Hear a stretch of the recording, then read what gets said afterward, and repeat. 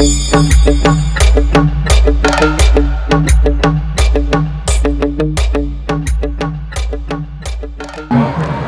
കലോത്സവ വിശേഷങ്ങളിലേക്ക് കിടക്കാം. ആദ്യം നമ്മുടെ കൂടി ഇരിക്കുന്നത് അതിഥിയാണ്. അവൾ മലയാളം പദ്യമല്ലേ, മലയാളം പദ്യം ചൊല്ലൽ ഫസ്റ്റ് വിത്ത് എ ഗ്രേഡ് നേടിയിട്ടുണ്ട്. നമുക്ക് അവളോട് തന്നെ ചോദിച്ചറിയാം.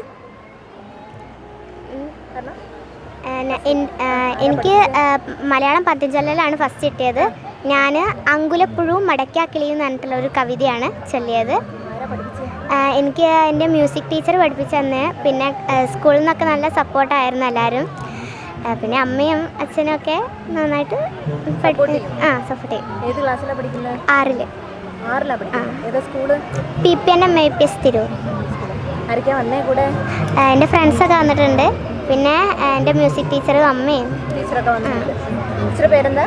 മ്യൂസിക് ടീച്ചറെ ദേവയാനി ടീച്ചർ. ദേവയാനി ടീച്ചറാണ് പഠിപ്പിച്ചത്. പിന്നെ വേറെ ഏതൊക്കെയോ ഐറ്റംസിലൊക്കെ ഉണ്ടായിരുന്നു? അതിൽ എ ഗ്രേഡ് ഒക്കെ നേടി എന്നൊക്കെ പറഞ്ഞു. ദേശഭക്തി ഗാനത്തിനും സംസ്കൃതം സംഘഗാനത്തിനും എ ഗ്രേഡ് ഉണ്ട്. പാടി ചെയ്തു. ഇനി എന്തെങ്കിലും ഐറ്റം ഉണ്ടോ? പിന്നെ ഞാൻ സംസ്കൃതം ഗാനാലാപനത്തിനുണ്ടായിരുന്നു. സംസ്കൃതം അതിൽ എ ഗ്രേഡ് ഉണ്ട്. എന്നാ ഒന്ന് പാടുമോ? ഫസ്റ്റ് ആയിട്ടേ പാടുമോ? എന്നാ പഠിക്കാം.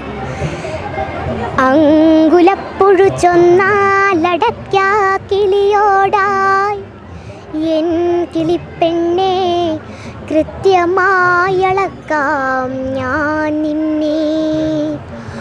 അങ്കുലപ്പുഴു ചൊന്നാലടയ്ക്കാ കിളിയോടായി എൻ കിളിപ്പെണ്ണെ കൃത്യമായളക്കാം ഞാൻ നിന്നെ.